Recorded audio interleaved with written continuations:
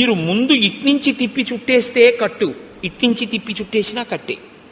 ఇప్పుడు నన్ను ఇలా కట్టేయండి అన్నారు అనుకోండి, ఓ తాడు తీసుకొచ్చి ఇలా తిప్పేసినా నన్ను కట్టేసినట్టే, ఇలా తిప్పేసినా నన్ను కట్టేసినట్టే. కట్టినా తాడే. విప్పాలంటే మీరు ఎటు కట్టారో దానికి వ్యతిరేక దిశలో తిప్పేయడమే తాడు. ఇట్నుంచి కట్టారనుకోండి, ఇట్నుంచి తిప్పేస్తే విప్పేశారు. వ్యతిరేక దిశలో తిప్పితే విప్పడం, మీరు కట్టాలనుకున్నది ఏ దిశలో కావాలంటే అటు తిప్పితే కట్టడం. కట్టినా విప్పినా చెయ్యి తిప్పడంలో ఉంది. మీరు ఎటు తిప్పి ఒకలా తిప్పితే కట్టు, ఒకలా తిప్పితే విప్పడం. ఆ తాడు మాత్రం అదే. కట్టుకోవడం విప్పుకోవడం మీ చేతిలో ఉంది. కట్టుకున్నా విప్పుకున్నా మీ ఇష్టం. ఈశ్వరుడు మనస్సుని ఇచ్చేశాడు అంతే, తాడు మీకు ఇచ్చాడు. ఇది ఆశ్రమాన్ని ధన్యం చేసుకోవడం అంటారు. ఎందుకు ఎడుతున్నావు గృహస్థాశ్రమంలోకి? ఆవిడ నువ్వు కలిసి తరించడానికి. నీ చెయ్యి ఆవిడ ఎందుకు పట్టుకుందంటే 24 గంటలు నీకు కావలసిన రుచులతోటి నీకు వండి పెట్టడానికి, నీకు సంతానం కనడానికి, శరీరం జర్జరీభూతం అయిపోయేంత వరకు కూడా కామప్రచోదనంతో బతకడానికి ఇవ్వలేదు ఆవిడ్ని కన్యాదాత. ఆవిడ్ని నీ పక్కన ధర్మపత్నిగా పెట్టుకుని నువ్వు పుణ్యకర్మలు చేసి నీ పుణ్యంలో సగభాగం ఆవిడికిచ్చి ఆవిడ్ని ఉద్ధరిస్తావన్న ఉద్దేశ్యంతో ఆవిడ్ని ఇచ్చాడు. నువ్వు స్వీకరించింది ధర్మపత్నిగా, కేవలం కామపత్నిగా నువ్వు అనుభవిస్తానంటే నీ కర్మ అంతే. ఎవరు జోక్యం ఏం చేసుకోరు అందులో. కానీ పాడైపోవడం అనేది మాత్రం జరిగిపోతుంటుందంతే. కాలం ఆగదు కదండి, వెళ్ళిపోతుంది కాలం.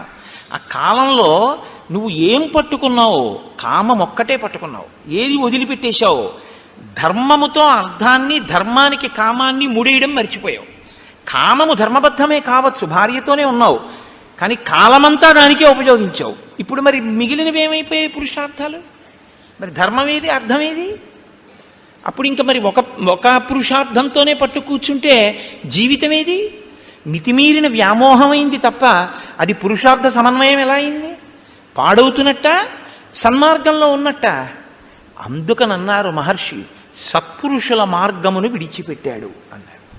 అంటే పురుషార్థములను సమన్వయం చేసుకోవడం రాలేదు. రాజ్యాన్ని వదిలిపెట్టి కేవలం భార్య యందు మనసు పెట్టుకున్నాడు. ఇంకొక ఆయన మహాపురుషుడు, ఆయనేం చూస్తున్నారు? ఆయన తిరిగారు ఈయనతో పాటే, హనుమ.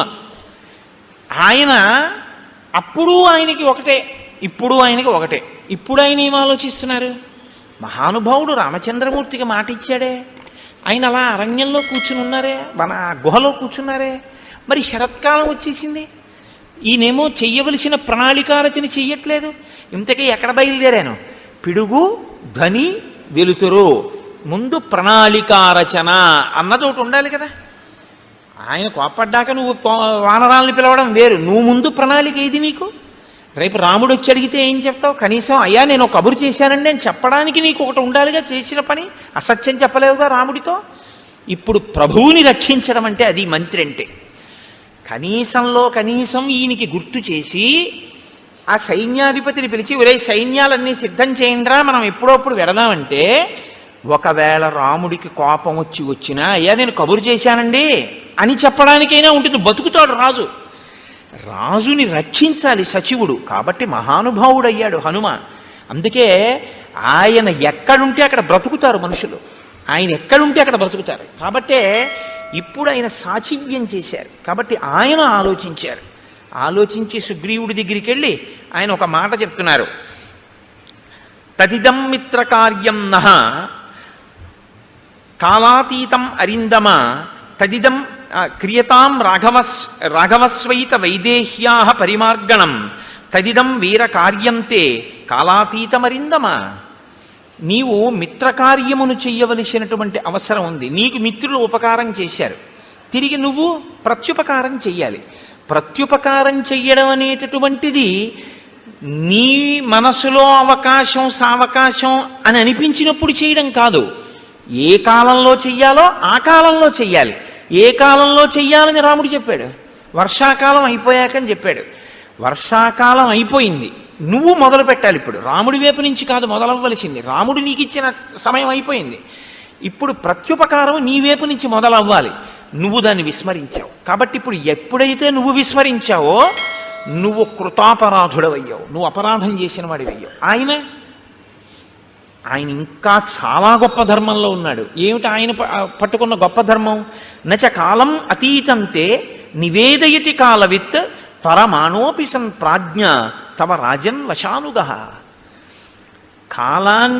ఇచ్చిన కాలం దాటిపోయింది, సుగ్రీవుడు ఏ ప్రయత్నం చెయ్యట్లేదు అని తెలుసున్నా ఆయన ఇంకా ఓపిక పడుతున్నాడు.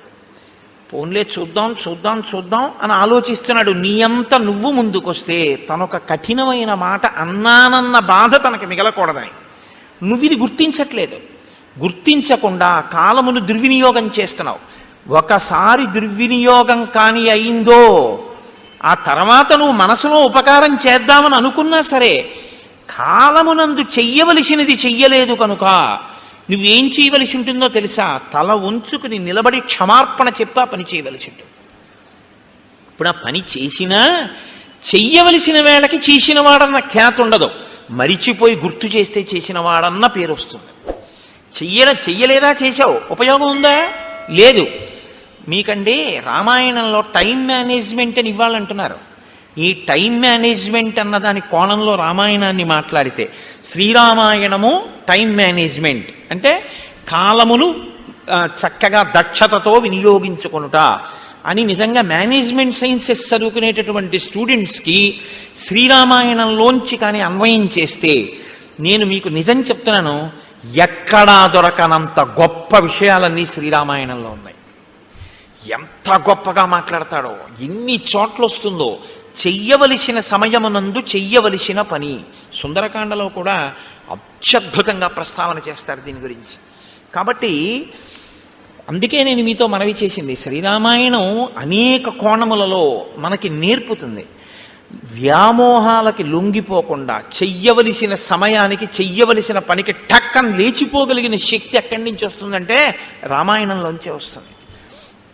కాబట్టి నచ కాలం అతీతంతే నివేదయతి కాలవిత్ తరమాణోపి సన్ ప్రాజ్ఞ తవ రాజన్ వశానుగ అని అకర్తురపి కార్యస్య భవాన్ కర్తా హరీశ్వర కిం పునః ప్రతికర్తుస్తే రాజ్యేన చ వధేన చ. రాజా, నువ్వు ప్రత్యుపకారం చేసేటటువంటి స్వభావం లేనివాడివని నేను అంటలేదు, నువ్వు అటువంటి వాడివని నేను అన్నాను. ఎందుకంటే ప్రత్యుపకారం చెయ్యడం కాదు, నీకున్నటువంటి లక్షణం ఏమిటో తెలుసా? అసలు ఉపకారం చెయ్యని వాడికి ఉపకారం చేస్తావు. అంత మంచివాడివి, చాలా మంచివాడివి, అందులో ఇంక సందేహమేం లేదు. భవాన్ కర్తా హరీశ్వర, ఓ వానరరాజా, నువ్వు అటువంటి ఉపకార బుద్ధి కలిగిన వాడివి. కానీ కిం పునః ప్రతికర్తుస్తే రాజ్యేనచ వధేనచ, రెండు గొప్ప కార్యములు నీకు చేశాడు రాముడు. ఒకటి రాజ్యం ఇచ్చాడు, రెండు రాజ్యం ఇవ్వడం కాదు, ఎవరు బతికుండగా నీకు అసలు రాజ్యము ప్రాణము భార్య ఈ మూడు సంశయాత్మకమో అటువంటి వాణ్ణి తన ప్రాణాలు పణంగా పెట్టి చంపాడు. వాలి ఇలా చూశాడు అనుకోండి, ఆయన వేగానికి హద్దు ఉందంటే ఇంకా అంటే రాముడు నిగ్రహించలేడా అన్నది పక్కన పెట్టండి, చాలా పెద్ద ప్రమాదకరమైన పరిస్థితి వచ్చేస్తుందా, వచ్చేదా? కాబట్టి తన ప్రాణములను పణంగా పెట్టి వాలిని వధించాడు. నువ్వేం చేస్తున్నావు? చెయ్యవలసిన సమయానికి చెయ్యవలసినటువంటి పని చెయ్యాలి. ఏమండి, నేను ప్రత్యుపకారం చెయ్యని వాడిని కాను, ఎవరో నాకు ఉపకారం చెయ్యని వాళ్ళకు కూడా వాళ్ళకి చేశాను, వీళ్ళకి చేశాను, వాళ్ళకి చేశానంటే నువ్వు నోరు ముయ్యవయ్యా. నీ ఈ రాజ్యం అసలు చేయడానికి ఎవడిచ్చాడు? ఆయనకి చెయ్యని దానికి మిగిలిన వాళ్ళకి చేస్తే ఎంత, చేయకపోతే ఎంత, అసలుది చేశావా అని అడుగుతారు. ఏది ముఖ్యమో అది వదిలిపెట్టావు, ఏవి చిన్న చిన్నవి చేసినా చేయకపోయినా పర్వాలేదో అవి చేస్తున్నావు.